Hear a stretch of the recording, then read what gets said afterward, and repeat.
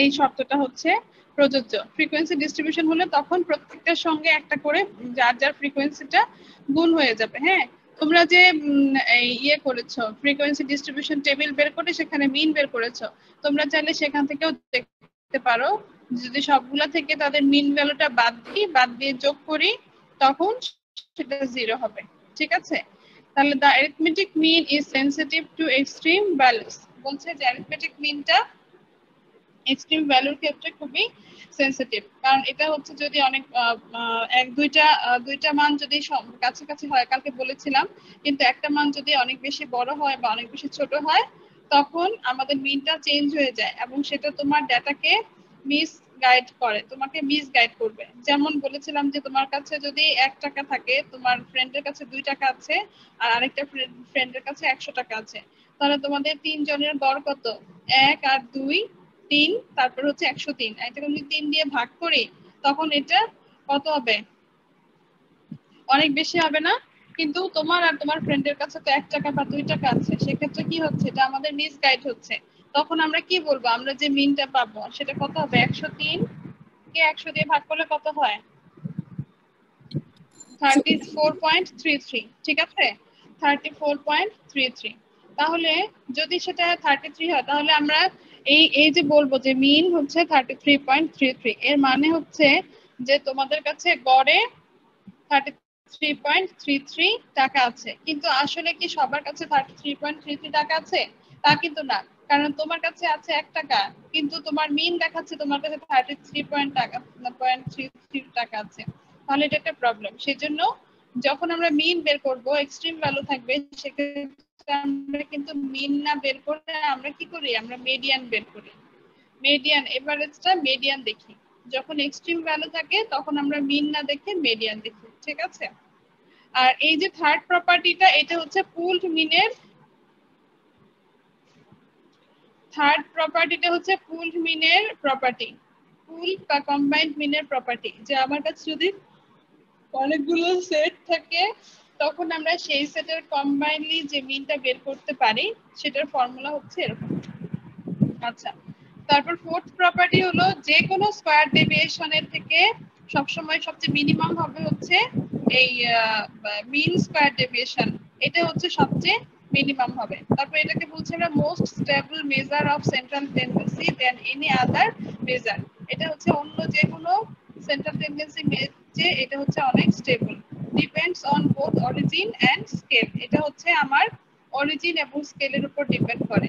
তোমরা একটু খেয়াল করো, এই যে এখানে আমরা দেখছি x bar equal to n plus 1/2, origin shifting বলে আমরা কোনো কিছু যোগ বা বিয়োগ করাকে বলি আমরা অরিজিন শিফট করা। তাহলে +1 করলাম বা মাইনাস করলাম, সেটা হচ্ছে আমার অরিজিনকে শিফট করে নিলাম। আর ভাগ করা হচ্ছে স্কেল করা। তাহলে তোমার যদি ডেটা থাকে সেটাকে তুমি যদি ভাগ করে নাও বা বিয়োগ কোনো একটা নির্দিষ্ট অ্যামাউন্ট বিয়োগ করে নাও, তাহলে কিন্তু তাদের মিনটাও চেঞ্জ হয়ে যাবে। তারপর the arithmetic mean of first natural number is given by x bar equal to n plus 1/2, x bar equal to n plus 1/2, এটা হচ্ছে আমার ন্যাচারাল নাম্বার। ন্যাচারাল নাম্বার কোনগুলোকে বলি? 1 2 3 4 5 6, এগুলোকে বলি আমরা ন্যাচারাল নাম্বার। এখন পড়ব হচ্ছে মিডিয়ান। মিডিয়ানকে আমরা বলি middle most value of the data set. Middle most value of the data set, তোমার ডেটা সেটে যে ভ্যালুগুলো আছে তাদের মধ্যে সবচেয়ে মাঝখানে যে ভ্যালুটা সেটা হচ্ছে আমার মিডিয়ান। এখন এটাকে অনেক সময় কি বলে? এটাকে বলে হচ্ছে পজিশনাল এভারেজ, এটাকে বলে পজিশনাল এভারেজ। ঠিক আছে, এটাকে বলে পজিশনাল এভারেজ। এবং মিডিয়ানটা ডেটাকে সমান দুইটা ভাগে ভাগ করে, মিডিয়ান ডেটাকে সমান দুইটা ভাগে ভাগ করে। মিডিয়ানের প্রপার্টিজ কি? The median is unique, that is like mean there is only one median for whole data, মানে হচ্ছে আমাদের একটা মিডিয়ান হবে। It is unaffected by outlier, মানে আমাদের যখন ডেটার মধ্যে এক্সট্রিম ভ্যালু বা আউটলায়ার থাকবে তখন এটা আমাদের মিডিয়ানটা তখন চেঞ্জ হবে না। ডেটার মধ্যে আউটলায়ার থাকুক বা হচ্ছে এই কি বলে এক্সট্রিমলি লার্জ অথবা এক্সট্রিমলি স্মল ভ্যালু থাকলেই সেটা হচ্ছে তোমার কি হবে, মিডিয়ানটা চেঞ্জ হবে না। The median can be obtained from distribution with open-end classes.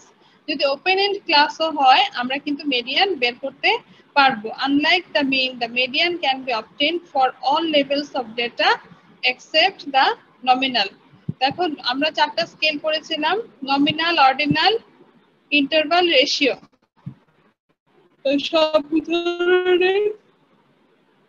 সব ধরনের ডাটার জন্যই হচ্ছে আমরা এই মিডিয়ান বের করতে পারবো। শুধুমাত্র যদি সেটা নমিনাল হয় তাহলে কোনো মিডিয়ান বের করা যাবে না, আদারওয়াইজ আমরা সব ধরনের ডাটার জন্যই মিডিয়ান বের করতে পারবো। এখন আমরা কিভাবে মিডিয়ানটা বের করব? যদি র ডাটা হয়, র ডাটা কোনটা, এই যে এরকম ডাটাটাকে বলছি আমরা র ডাটা, ঠিক আছে? এরকম ডাটাকে বলি র ডাটা। র ডাটার ক্ষেত্রে আমরা কিভাবে বের করব? প্রথমে ডাটাকে আমরা অ্যাসেন্ডিং অথবা ডিসেন্ডিং অর্ডারে সাজাবো, অ্যাসেন্ডিং অথবা ডিসেন্ডিং অর্ডারে সাজাবো। সাজানোর পরে আমরা কি করব, n/2 তম ভ্যালু যদি n এর মানটা ইভেন হয়, যদি n এর মানটা জোড় সংখ্যা হয় তখন মিডিয়ান হচ্ছে n/2 তম ভ্যালু এবং n/2 + 1 তম ভ্যালু ডিভাইডেড বাই 2। n/2 তম ভ্যালু এবং n/2 + 1 তম ভ্যালু ডিভাইডেড বাই 2, এটা হচ্ছে আমার মিডিয়ান। আর যদি n অড হয় তখন মিডিয়ান হচ্ছে n+1 ডিভাইডেড বাই 2 তম ভ্যালু। এটা কিন্তু তোমরা এভাবে করলে হবে না, অনেকে ভুল করে কি করে n/2 plus n/2 + 1 divided by 2 দিয়ে দেয়, এরকম করলে কিন্তু হবে না। এই পজিশনে n/2 পজিশনে যে ডাটাটা আছে সেটা নিব, n/2 + 1 যে পজিশনে ডাটাটা আছে সেটা নিয়ে আমরা তাদের এভারেজ করব। তাহলে আমরা एग्जांपल দেখছিলাম 2 5 8 4 7 10, এটা হচ্ছে আমার एग्जांपल। এখানে আমার n এর মান কত, n এর মান হচ্ছে 6। তাহলে প্রথমে আমি ডাটাকে অ্যাসেন্ডিং অর্ডারে সাজিয়েছিলাম, সাজানোর পরে আমার হচ্ছে কোনটা ছিল, t ছিল 5 আর n/2 + 1 হচ্ছে 7। তাহলে এই দুইটা ভ্যালু হচ্ছে গড় কত হয় 6। এখন এখানে আরেকটা নিলাম, সেটা হচ্ছে আমার ইভেন, আমি সাজালাম, সাজানোর পরে 5, কারণ মিডিয়ান হচ্ছে n+1 ডিভাইডেড বাই 2 তম ভ্যালু। n+1 ডিভাইডেড বাই 2 তম ভ্যালু হচ্ছে কত,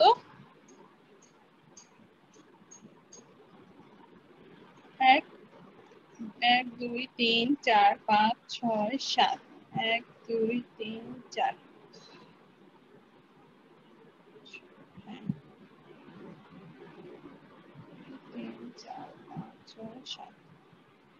4th পজিশনে যে ভ্যালুটা আছে সেটা হচ্ছে আমাদের মিডিয়ান।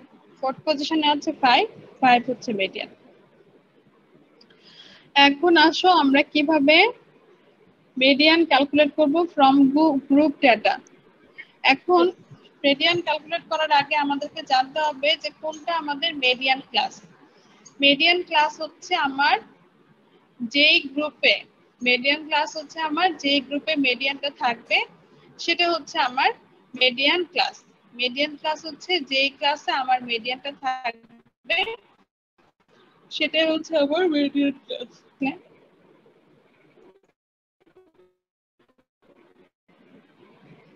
হ্যাঁ, শুনতে পাচ্ছ তোমরা?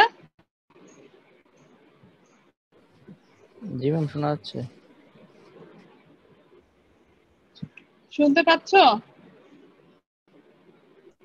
জি ম্যাম, শুনতে পাচ্ছি।